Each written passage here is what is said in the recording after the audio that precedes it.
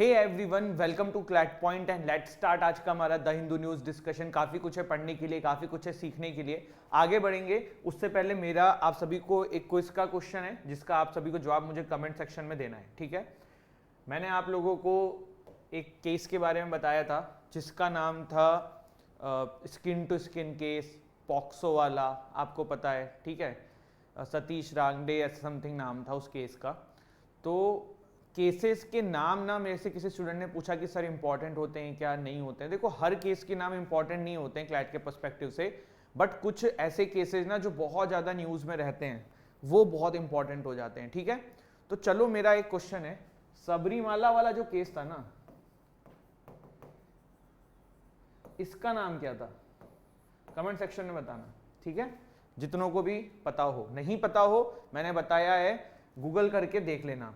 POCSO का जवाब आप सभी ने दिया था सही, वेरी गुड है उसके लिए, सभी का बिल्कुल करेक्ट जवाब था पॉक्सो वाले पे, इसलिए उसमें कुछ ऐसा नहीं है कि मैं उसको फिर से बताऊं। क्लैट पॉइंट के जो कोर्सेज हैं आप चाहो तो उसमें इनरोल कर सकते हो। रिवॉल्यूशन है क्लैट के प्रिपरेशन में, 2024 क्लैट 2025 क्लैट दोनों के लिए हमारे कोर्सेज स्टार्ट हो चुके हैं। 21,999 फॉर क्लैट 2024, 32,999 ये जो है ये 2025 2 ईयर का फीस है। 7 बुक्स आपके घर पे आएंगी, लाइव क्लासेस हैं, मॉक टेस्ट हैं, पर्सनल मेंटरशिप है, सब कुछ है। इसके अलावा क्लैट पॉइंट का देखो अभी एक फ्री ऑफ कॉस्ट इनिशिएटिव है रिवॉल्यूशन करके, हमारी ये बुक का नाम है रिवॉल्यूशन। इसमें हम हर सब्जेक्ट की बुक जो है वो PDF फॉर्म में, इन बुक्स के अलावा ये बुक्स अलग होती हैं, ये अलग हैं, ये प्रैक्टिस सेट्स हैं, ये आपको 200+ क्वेश्चन हर सब्जेक्ट के आपको जो है वो मिलेंगे। क्रिटिकल रीजनिंग की ये बुक आ चुकी है हमारे टेलीग्राम चैनल पे, जिन्होंने नहीं करी है डाउनलोड कर लो, प्रिंट आउट निकाल लो, प्रैक्टिस करो, ठीक है। अच्छे क्वेश्चंस प्रैक्टिस के लिए मिलेंगे। क्लैट पॉइंट का मैजिक बॉक्स भी आप मंगा सकते हो जिसके बारे में आप जानते ही हो। CLAT PG, NLSET, law optional, judiciary, हमारे ये भी वर्टिकल्स हैं। जिनको इनके बारे में जानना है वो हमारी ऐप को डाउनलोड करके देख सकते हैं, डिटेल जानकारी ले सकते हैं इन कोर्सेज के बारे में भी, ठीक है। चलिए शुरू करते हैं फिर आज के हमारे सेशन को। सबसे पहले देखो एक आर्टिकल है द हिंदू का फ्रंट पेज पे, citing report supreme court declines Rajoana mercy plea. क्या नाम है इनका? इसका नाम है बलवंत सिंह रजोना। क्यों ये न्यूज में है, या ये नाम आपने पहले भी सुना होगा। आप लोगों को एक इंसिडेंट पता होगा कि 1995 के अंदर पंजाब के CM थे जो उस समय के फॉर्मर CM हो चुके थे। तो 1995 में पंजाब के फॉर्मर चीफ मिनिस्टर बींट सिंह का असैसिनेशन किया था। तो इसके बाद इनकी रिहाई के ऊपर बातें चल रही हैं, कोर्ट पे मैटर आया हुआ है, सुप्रीम कोर्ट ने कहा है कि भैया हम इस पे फैसला नहीं ले सकते हैं, एग्जीक्यूटिव का मामला है, और इस तरीके से चीजें कही गई हैं, ठीक है। तो सुप्रीम कोर्ट ने मर्सी प्ली डिक्लाइन कर दी है। मर्सी प्ली क्या होती है? कोई अपनी जो डेथ सेंटेंस है उसको कम कराने के लिए कोशिश करता है। कभी इस टॉपिक को भी डिटेल में डिस्कस कर लेंगे आज, क्योंकि ऑलरेडी बहुत सारे टॉपिक्स हैं जो डिटेल में डिस्कस करने, इसीलिए मैंने मर्सी प्ली को नहीं उठाया, ठीक है। No union but centre ready to ease living of gay couples. देखो, सुप्रीम कोर्ट में आपको पता है कि सेम सेक्स मैरिज को लेके अभी मामला चल रहा है, ठीक है। अभी इसी में हमारी जो सेंट्रल गवर्नमेंट है उनके तरफ से एक बात आई है, वो ये आई है कि सेंट्रल गवर्नमेंट ने ये कहा है कि शादी तो नहीं, लेकिन हम ये चीजें कर सकते हैं कि जो गे कपल्स हैं, जो सेम सेक्स कपल्स हैं, उनको डेली लाइफ में जो डे टू डे प्रॉब्लम्स आ रही है चीजों को लेके, बातों को लेके, तो उसके लिए हम जो है एक कमिटी बनाएंगे, पैनल बनाएंगे, और उनको वो अपने सारी जो भी प्रॉब्लम्स है बताएं, और फिर उसके ऊपर कुछ इस तरीके के लॉज लाए जाएंगे। ये बात कही गई है। अब थोड़ा सा इसको एग्जैक्ट देख लेते हैं क्या हुआ है। तो यूनियन गवर्नमेंट ने सुप्रीम कोर्ट को इन्फॉर्म किया है कि भैया एक कमिटी बनाएंगे हम, हेडेड बाय कैबिनेट सेक्रेटरी, जो कंसीडर करेगी जो एडमिनिस्ट्रेटिव मेजर्स होते हैं, जो जेन्युइन एंड ह्यूमन कंसर्न्स हैं सेम सेक्स कपल्स के सोसाइटी के अंदर, उसको, और फिर उसको दूर करने की कोशिश करेगी। तो हमारी जो सुप्रीम कोर्ट है उनके द्वारा ये बोला गया है कि ये एक बहुत ही पॉजिटिव मतलब कदम है फ्रॉम द सेंट्रल गवर्नमेंट, और ये अच्छी चीज है। तो यहाँ पे इतनी अभी बात हुई है, तो वही ये पूरा लिखा हुआ है, ठीक है। चलो, फॉरगॉन कंक्लूजन, ये आर्टिकल वैसे हमने थोड़ा बहुत डिस्कस किया हुआ है, लेकिन थोड़ा सा और देख लेते हैं क्या मामला है। देखो, बात है कहां की? उज्बेकिस्तान की। आपको याद होगा 2 दिन पहले हमने एक न्यूज देखी थी कि रेफरेंडम जो है उसको अप्रूवल दे दिया है जनता ने कि उज्बेकिस्तान के अंदर जो है ना वो कॉन्स्टिट्यूशन को बदल दिया जाए, ठीक है। तो बड़ी अच्छी चीज है, कॉन्स्टिट्यूशन को बदला जा रहा है। उज्बेकिस्तान में भी देखो काफी सारी चीजों को लेके प्रॉब्लम था, क्लोज इकोनॉमी थी, ज्यादा जो है ना चीजों को लेके ओपन नहीं था। मतलब क्लोज इकोनॉमी का मतलब क्या होता है, जैसे कि इंडिया में पहले क्लोज इकोनॉमी थी, फिर 90s में जब एलपीजी रिफॉर्म्स आए तो हमारी भी ओपन इकोनॉमी हो गई, लोग आके बिजनेस कर सकते हैं। अब ये सब देखो आप कभी कभी नहीं समझ पाओगे कि एलपीजी रिफॉर्म्स क्या हैं या ये क्या चीजें हैं, तो ऐसी चीजों को सुन के भी इग्नोर कर दिया करो, कभी टॉपिक आएगा देखेंगे। अब हर चीज की डिटेल में अभी नहीं जा सकते हैं। एलपीजी रिफॉर्म्स गूगल करोगे समझ में आ जाएगा, जस्ट इन केस नहीं आता है नेक्स्ट सेशन में या कभी भी, ये देखो ये सब चीजें बहुत कॉमन है, कभी ना कभी टॉपिक आएगा डिस्कस कर लेंगे। तो अभी यहाँ पे क्या हुआ है, अभी यहाँ पे उज्बेकिस्तान के जो प्रेसिडेंट हैं जिनका नाम है शौकत मिर्जियोयेव, ठीक है, इनको अप्रूवल मिल गया है 90% की भाई आप जो है आप उज्बेकिस्तान का जो है वो कॉन्स्टिट्यूशन चेंज कर दो। देखो कभी कभी ऐसे भी क्वेश्चन आ सकते हैं कि कौन इसमें से सोवियत यूनियन का पार्ट था कि नहीं था। उज्बेकिस्तान पहले सोवियत यूनियन का पार्ट हुआ करता था, ठीक है। चलिए अब यहाँ पे इनके द्वारा जो है इसमें काफी सारी चीजें चेंज करी जाएंगी। वैसे देखो वहां पे पहले ना एक डिक्टेटर होते थे, इनका नाम था क्या, इनका नाम होता था इस्लाम करीमोव, ठीक है। तो ये उनके अंडर में प्राइम मिनिस्टर रहते थे, पर इनका देहांत हो गया तो उसके बाद फिर यही हेड बन गए। तो ये जो आज जब से सत्ता में आए तो इन्होंने बहुत सारी बातें बोली, जैसे कि वुमेन्स को आगे बढ़ाना है और वुमेन एम्पावरमेंट, या फिर देश के अंदर जो है और ज़्यादा बिजनेस बढ़े, एंटरप्रेन्योरशिप बढ़े, इन्वेस्टमेंट आए। तो ये सारी चीज़ों को लेके बहुत मतलब पॉजिटिव रहते हैं, इसलिए जनता इनको पसंद भी करती है थोड़ा बहुत। तो ये अभी जो है ना इनको पॉजिटिव एस्पेक्ट मिला है, जनता ने सपोर्ट किया है कि हाँ आप कॉन्स्टिट्यूशन में तबादला कर दो।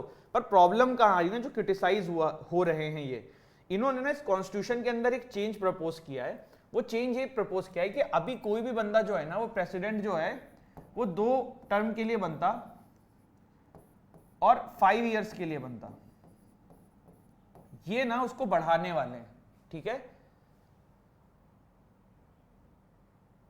ठीक है, ये क्या करेंगे, प्रेसिडेंट टर्म को 0 कर देंगे और 2 मोर इलेक्शन से लड़ने के लिए तैयार हो जाएंगे। मतलब अभी ये 2 से ज्यादा नहीं कर सकते थे, लेकिन अब ये कर देंगे। और ये 5 इयर्स जो है ना, इन्होंने इसको 7 इयर्स कर दिया है। कितना कर दिया है, 7 इयर्स। 2026 में ये खत्म, मतलब इनका जो अभी शासन था वो खत्म हो जाता। बट अब इन्होंने जब 7 इयर्स कर दिया है तो 2 बार इलेक्शन जीतेंगे, तो इन्होंने भैया 2040 तक के लिए प्रेसिडेंट की सीट जो है वो अपने पास ही रख ली है। और इसका बहुत क्रिटिसिज्म हो रहा है, ठीक है। इसको काफी सारे जो मीडिया के पर्सनल्स हैं और बहुत सारे लोग हैं वो क्रिटिसाइज कर रहे हैं, इंटरनेशनल लेवल पे क्रिटिसाइज हो रहा है कि भाई जब आप खुद शायद 85 इयर्स को जाएंगे, 82 इयर्स तक की जब ये रहेंगे तब तक इन्होंने प्रेसिडेंट की सीट पक्की कर ली है। अब आप कहोगे कि सर क्यों, इलेक्शन होंगे ना, क्या पता हार जाएं। तो देखो यहाँ पे अपोजिशन ज्यादा है नहीं, तो वो वाली चीज हो जाती है। तो आप देखते हैं इस पे क्या होता है, बट फिलहाल ये जो क्रिटिसिज्म हो रहा है ना वो यही हो रहा है। इसके बाद एक छोटा सा आर्टिकल है कि यूरोपियन यूनियन की आर्टिफिशियल इंटेलिजेंस एक्ट लाया जा रहा है। तो चैट जीपीटी के वजह से ये लाए, इस तरीके के और भी अब चीजें आ रही हैं धीरे धीरे। मैंने आपको एक रशिया का बताया था, क्या नाम था उसका बताओ। तो member of European parliamentary preliminary deal हुई है इस वीक कि वो एक ड्राफ्ट लेके आएंगे जो आर्टिफिशियल इंटेलिजेंस एक्ट होगा पे के नाम से रहेगा। उसका पर्पस क्या रहेगा, जितनी भी इस तरीके की चीजें हैं इन सबको रेगुलेट करने का। कुछ एग्जाम के पर्सपेक्टिव से नहीं, बस समझ लो। अब ये आर्टिकल जो है ना ये आपके नोटबुक में जाना चाहिए, पूरा का पूरा जाना चाहिए, एक एक शब्द जाना चाहिए। स्टार्ट करते हैं, ठीक है। India slips in press freedom index rank 161 out of 180 nation. पहली चीज, टोटल 180 कंट्रीज के बीच में ये रैंकिंग आई है, जिसमें भारत की रैंक कितनी है, 161। आप कहोगे सर किस चीज में रैंकिंग, नाम क्या है, नाम देखो सामने ही लिखा हुआ है, क्या है ये, press freedom index. Press freedom index मतलब किस देश में प्रेस जो है, जर्नलिस्ट जो हैं, इनको बोलने की जितनी ज्यादा आजादी दी जाए। तो इंडिया की जो रैंक है ना इस बार वो आई है 161 आउट ऑफ 180 कंट्रीज, ठीक है। अब इसमें थोड़ा सा इसको मैं आऊंगा न्यूज के ऊपर, पहले थोड़ा सा इसके इतिहास और सारी चीजें देख लेते हैं, फिर हम वापस आ जाएंगे, ठीक है। तो ये प्रेस फ्रीडम इंडेक्स जो है ना, हमेशा ये वर्ल्ड प्रेस फ्रीडम डे पे आता है। 3 मई को वर्ल्ड प्रेस फ्रीडम डे होता है। इस बार जो है वो 21st एडिशन जो है इसका वो रिलीज किया गया है, ठीक है। वर्ल्ड प्रेस फ्रीडम इंडेक्स जो है पब्लिश किया जाता है रिपोर्टर्स विदाउट बॉर्डर्स करके एक संस्थान है, आरएसएफ, उसके द्वारा, ठीक है। ये जो डे है वर्ल्ड प्रेस फ्रीडम डे, ये यूनाइटेड नेशन जनरल असेंबली के द्वारा 1993 में स्टार्ट किया गया था। क्यों किया गया था, देखो इस बात को रिकॉग्नाइज करने के लिए कि देश के अंदर, हर कंट्री के अंदर प्रेस को बोलने की आज़ादी होनी चाहिए, तभी वो देश जो है वो अच्छे से आगे बढ़ेगा, डेमोक्रेसी बची रहेगी। The day also marks the 1991 Windhoek Declaration adopted by UNESCO। ये जो आपका डिक्लेरेशन था, ये किस चीज़ पे बेस्ड था? ये यही था कि भाई इंडिपेंडेंस ऑफ जर्नलिस्ट होनी चाहिए हर कंट्री के अंदर, डेमोक्रेसी के लिए बहुत जरूरी है। तो विंडहॉक डिक्लेरेशन को भी ये मार्क करता है, इसीलिए इस दिन को यहाँ पे चुना गया है।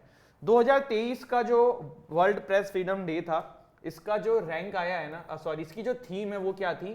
The theme for world press freedom day this year is shaping a future of rights, freedom of expression as a driver for all other human rights.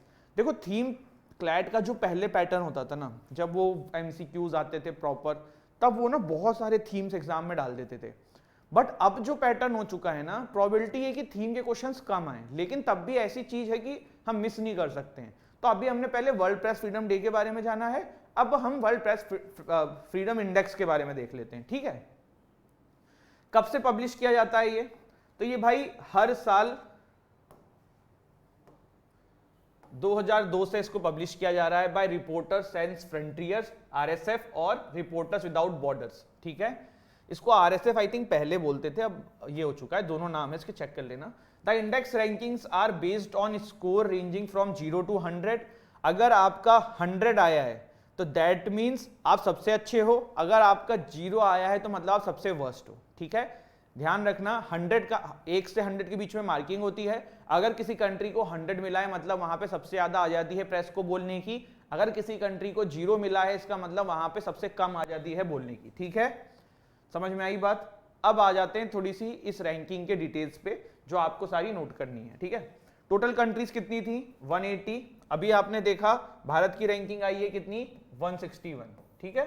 चलो, इसके बाद किसके द्वारा रिलीज करी जाती है? तो रिपोर्टर्स विदाउट बॉर्डर्स, इसकी फुल फॉर्म नोट कर लेना, ये अभी मैंने पीछे स्लाइड्स में आपको दिखाई ही थी, ठीक है। अब कुछ और भी चीजें देखते हैं इसमें, ठीक है। पाकिस्तान का हमसे बेटर इंप्रूवमेंट हुआ है। पाकिस्तान जो है ना वो 150 रैंक पे है, और लास्ट ईयर वो 157 पे थी, ठीक है। पाकिस्तान इस साल 150 पे है, लास्ट ईयर 157 पे थी। वहीं पे इंडिया जो है ना 2022 में वो 150वें नंबर पे था। मतलब पाकिस्तान देखो सही पोजीशन पे हो रहा है, भारत की जो पोजीशन है वो और खराब हो गई है। आप 150 से 161 पे चले गए हो, जो कि बिल्कुल अच्छी बात नहीं है। अगर हम श्रीलंका की बात करें, जो कि हमारा पड़ोसी है, ये तो पाकिस्तान था, ये श्रीलंका है, नोट करते चलना इसी क्रम में, मैं बताऊंगा क्वेश्चन कैसे आ सकता है। श्रीलंका की जो रैंकिंग है ना वो 135 आई है, 135, और लास्ट ईयर ये 145 थी, ठीक है। चलिए, 146 थी लास्ट ईयर, ठीक है। इसके बाद देखो और भी चीजें हैं। टॉप किसने किया है? तो नॉर्वे, डेनमार्क, और आपका है नॉर्वे, डेनमार्क, सेकंड पे है आयरलैंड, फर्स्ट पे नॉर्वे, सेकंड पे आयरलैंड, थर्ड पे डेनमार्क। तो ये 3 कंट्रीज जो हैं इन्होंने टॉप भी किया है। इनके स्कोर नहीं पूछेंगे, आप कहोगे सर पाकिस्तान श्रीलंका कैसे है? तो ऐसे क्वेश्चंस आ जाते हैं कि नेबरिंग कंट्रीज में भारत की क्या पोजीशन है, या नेबरिंग कंट्रीज में भारत से पहले कौन था। तो ये देखो ऐसे कंट्रीज है ना जो न्यूज में रहते हैं। पाकिस्तान अपना पड़ोसी है, वैसे भी न्यूज में रहता है, और श्रीलंका की अभी तो क्राइसिस चल रही है, स्टिल वहां पे प्रेस को फ्रीडम ज्यादा है इंडिया के कंपैरिजन में, ठीक है। Norway, Ireland and Denmark occupied the top position. अब सबसे खराब किसको मिली है? तो सबसे खराब मिली है आपकी वियतनाम, चाइना, नॉर्थ कोरिया। 178 है वियतनाम, 179 है चाइना, 180 है नॉर्थ कोरिया। सबसे बेस्ट किसको मिली है? फर्स्ट पे नॉर्वे, सेकंड पे आयरलैंड, थर्ड पे डेनमार्क। ये मैंने आपको बताया ही था, ठीक है। इसके बाद इसमें और भी कुछ है। इसका ऑब्जेक्टिव क्या, अगर आपसे पूछ लें ऑप्शंस में कि प्रेस फ्रीडम ऑफ इंडेक्स का ऑब्जेक्टिव क्या है, तो पहले तो सिंपल सी बात है, हर देश के अंदर जर्नलिज्म, प्रेस की आज़ादी बढ़े, है ना। बट अगर थोड़ा सा लैंग्वेज वाइज देखें तो क्या लिखा रहता है वो देख लेते हैं। तो लैंग्वेज वाइज ये है कि यार it is to compare the level of press freedom enjoyed by journalist and media in 180 countries, ठीक है। तो ये है, और ये जो आपका रिपोर्टर्स विदाउट बॉर्डर है ना, ये एक इंटरनेशनल एनजीओ है, ये भी ध्यान रखिएगा, ठीक है, जिसका हेडक्वार्टर कहां है, पेरिस में, ठीक है। अगर आपसे पूछ लें कि कोई गवर्नमेंट ऑर्गेनाइजेशन है क्या रिपोर्टर्स विदाउट बॉर्डर, तो नहीं, ठीक है, एनजीओ है और सिंपल है, पेरिस में हेडक्वार्टर है इसका। वैसे तो यूएन में ये कंसल्टेंट की तरह इनको वो मिला हुआ, यूनाइटेड नेशन के अंदर इनको स्टेटस मिला हुआ है कंसल्टेटिव, ठीक है, वो भी मैं कहीं लिख देता हूँ ना, आप कंफ्यूज हो जाओगे। यूएन के अंदर भी इनको स्टेटस मिला हुआ है कंसल्टेटिव।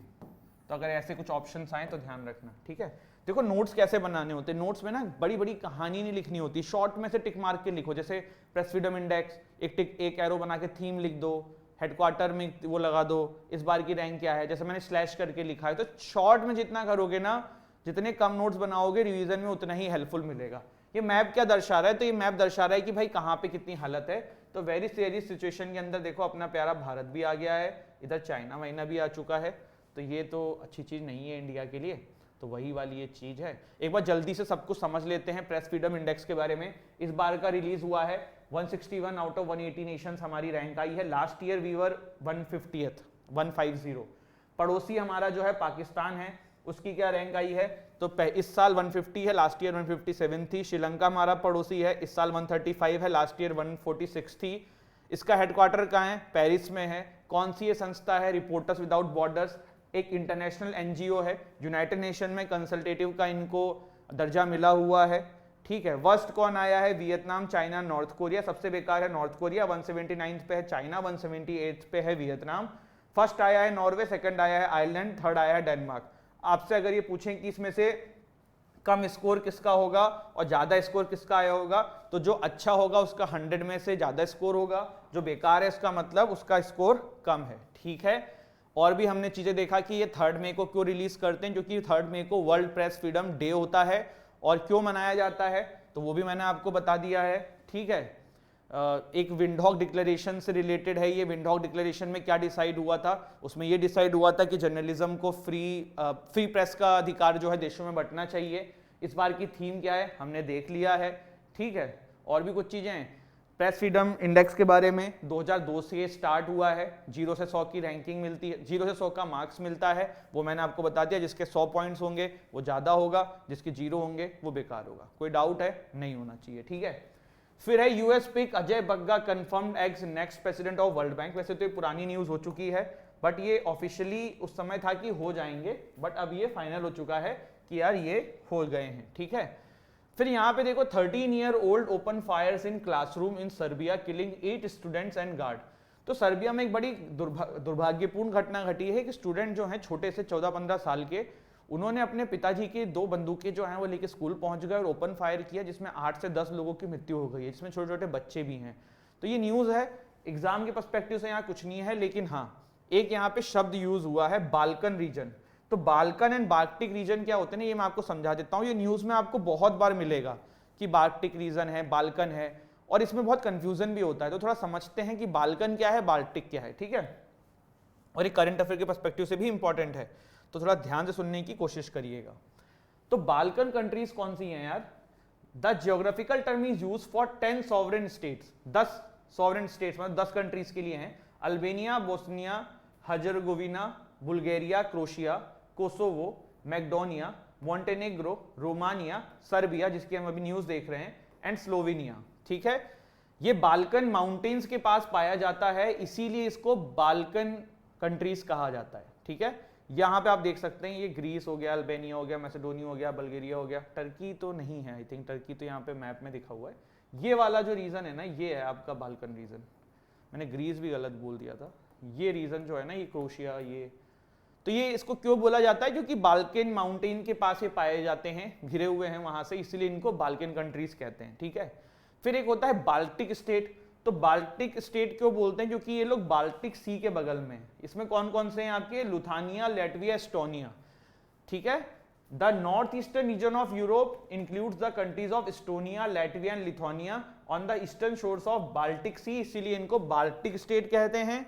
और ये जो है वो आपके बाल्कन माउंटेन्स के पास घिरे हुए हैं, इसीलिए इनको जो है वो बाल्कन कंट्रीज कहा जाता है। ठीक है, कोई डाउट है? नहीं होना चाहिए। तो आई होप गाइज आपको आज का सेशन अच्छा लगा हो। 2 टेक अवेज हैं सेशन से। पहला है ये प्रेस फ्रीडम वाला, पूरा डिटेल में कवर है, कोई क्वेश्चन बनेगा यहाँ से बाहर नहीं आएगा। पीछे की रैंक भी देख लिए, सारी चीज़ें समझ ली हैं। अब यहीं पे ना कुछ लोग 4-4 साल 5-5 साल पुरानी रैंक देखने लग जाते हैं, मत करो, नहीं पूछते एग्जाम में। 2 साल का पता होना चाहिए, इस साल का क्या है, पिछले साल का क्या है। ठीक है, प्लस एक ये बाल्कन बाल्टिक क्या होता है, ये भी थोड़ा अच्छी चीज़ है, ध्यान रखना। तो दिस इज इट, ये था हमारा आज का सेशन। आई होप आपको अच्छा लगा हो। Don't forget to like this video, share this video, subscribe our channel. Jai Hind, जय भारत।